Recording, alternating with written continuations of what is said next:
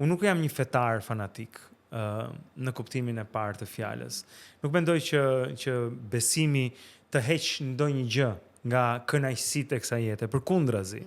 Mendoj që të kesh besim pavarësisht nëse je i krishter apo nuk kam asnjë paragjykim ndaj dikujt që beson në diçka tjetër apo tek filozofia, po për të jetuar një jetë të plot, kjo është një nga kolonat.